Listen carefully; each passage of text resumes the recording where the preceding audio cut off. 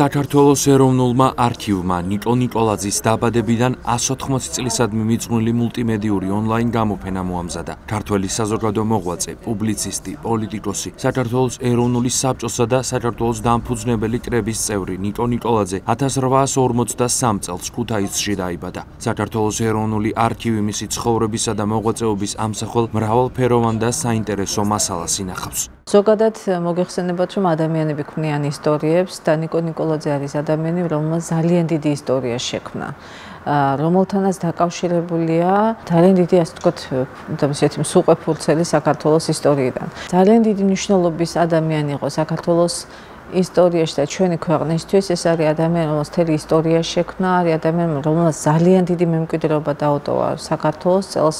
მოგეხსენებათ, არის მისი დაბადებიდან 180 წლისთავი ეროვნულ არქივში არის დაცული დიდძალი მასალა ნიკო ნიკოლაძესთან დაკავშირებული. ეს არის ხელნაწერები, ფოტომასალა, რაღაც ცალკეული ცნობები და ასე შემდეგ და ასე შემდეგ. და აქედან გამომდინარე, ჩვენ გადავწყვიტეთ ეროვნულმა არქივმა გადაწყვიტა, რომ შეექმნა ასე ვთქვათ მულტიმედია გვერდი. ამ გვერდზე იყო მცდელობა, რომ წარმოგვიდგენა ნიკო ნიკოლაძე ყველა იმ მიმართულებით, რომელთაც ის დაკავებული იყო და როგორც ის ცხოვრობდა და მუშაობდა და როგორც ის იღვწოდა ჩვენი ქვეყნისათვის. ნიკო ნიკოლაძეს მოკლედ თქვა სწავლობდა ქუთაისში, დაიბადა დასავლეთ საქართველოში და სწავლობდა ქუთაისში, იყო სტიქაროსანის კი გარკვეული პერიოდი ადგილობრივ ტაძარში.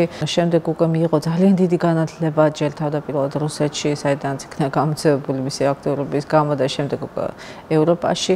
მოკლედ მთელი ეს ისტორიები, რაც და მთელი მისი ცხოვრება და ამ ცხოვრებასთან დაკავშირებული როგორც მოგახსენეთ, დიდძალი მასალა არის დაცული ეროვნულ არქივში. ამიტომ გარკვეული ვალდებულებაც კი არსებობდა, რომ ჩვენ შეგვექმნა ამგვარი გვერდი ფართო საზოგადოებისთვის. არაჩვეულებრივი გვერდია, შეუძლია ნებისმიერ მსურველს შემოვიდეს და ნახოს. ეროვნული არქივის საიტზე არის მულტიმედია გვერდების საგანგებო განყოფილება მიმართულება, რომელშიც თქვენ შეგიძლიათ შეხვიდეთ და ცალკე ნახოთ სხვა გვერდებს შორის ნიკო ნიკოლაძესთან დაკავშირებული ეს გვერდი. არაჩვეულებრივი მასალაა. ონლაინ გამოფენაზე წარმოდგენილია ნიკო ნიკოლაძის ფოტომასალა, წერილობითი დოკუმენტები, პერიოდული გამოცემები და წიგნები, რომელიც მისი პირადი და საზოგადოებრივი ცხოვრების მნიშვნელოვან ეტაპებს ასახავს. ექსპონატებს შორისაა მისი დაბადების ჩანაწერი, პირველი პუბლიკაცია ჟურნალ ცისკარში, ჟურნალ დროებაში, გამოქვეყნებული სტატიების კრებული და მოგონებები. გარდა ამისა, აქ წარმოდგენილია 1951 წელს დიდ ჯიხაისში მისი სახლ-მუზეუმის გახსნის ამსახველი კინომასალაც.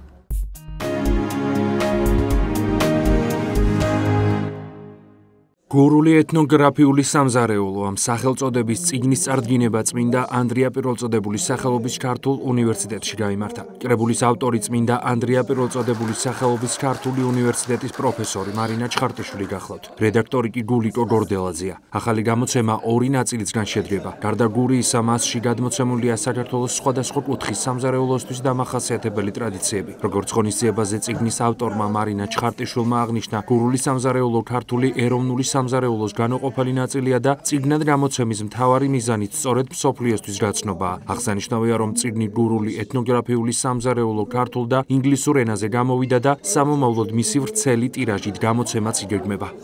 დღეს გვაქვს ჩვენი უნივერსიტეტის ლექტორის მარინა ჩხარტიშვილის წიგნის გურული ეთნოგრაფიული სამზარეულოს წარდგენა, განხილვა, პრეზენტაცია.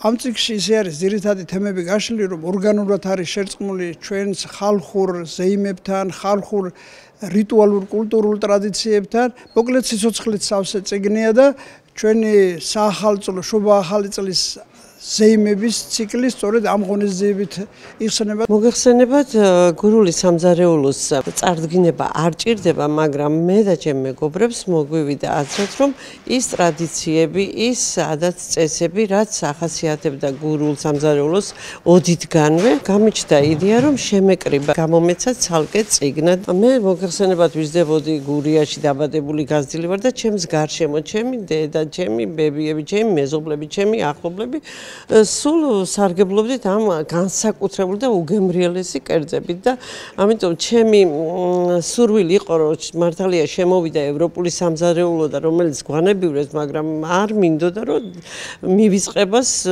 მიცემოდა ჩემი კუთხის სამზარეულო. მინდა ვისარგებლო შემთხვევით და ახალი წელი მიულოცოს სრულიად საქართველოს უწმინდეს ჩვენს პატრიარქს ილია მეორეს. ახალი წელი მინდა მიულოცოს სრულიად საქართველოს მრავალი ბედნიერი სიყვარულით და სიხარულის დღეები გქონოდეს.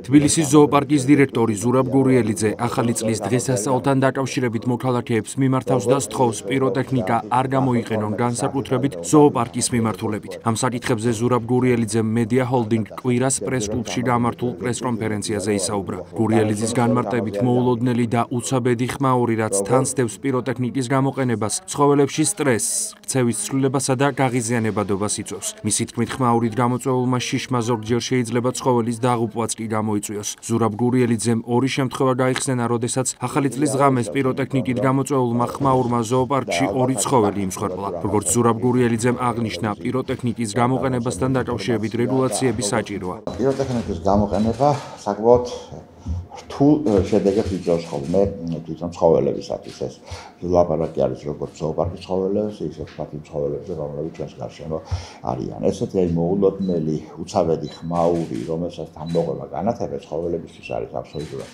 გაუგებარი, აუხსნელი და შესაბამისად დიდი საფრთხის შემცველი არის მათთვის. რაც შეეხება ქცევის შეცვლას, სხვადასხვანაირად ცხოველზე არის დამოკიდებული, ზოგ შემთხვევაში ესენი არიან განადგულები, არიან ხოლმე დამალულები, ზოგ შემთხვევაში იწყებენ ხოლმე ზოგი ცხოველი იწყებს ხოლმე ესეთ სირბილს ვოლიერში, ანუ ყოველგვარი ასე ვთქვათ გარკვეული მიმართულების გარეშე, რაც საკმაოდ ძალიან სახიფათოა, განსაკუთრებით სახიფათოა ისეთი ცხოველები, როგორიც არიან ჩლიქოსნები, ხო, რომლებიც საკმაოდ დიდი ზომის ცხოველები არიან, წონა საკმაოდ დიდია და ამიტომ მათ თუ ესეთ შემთხვევაში გზაზე რაც კი დახდებათ, მათ შეიძლება ეს ყველაფერი გადაჭეკონ და ძალიან ხშირ შემთხვევაში სწორედ აი ეს ხდება ხოლმე გარკვეული ზოგიერთი ცხოველის დაზიანება და შეიძლება დაღუპვაც მოხდეს. თქვათ ეს ერთი გზა არის ამ პრობლემის, მეორე არის ეს ჩვეულებრივი სტრესი.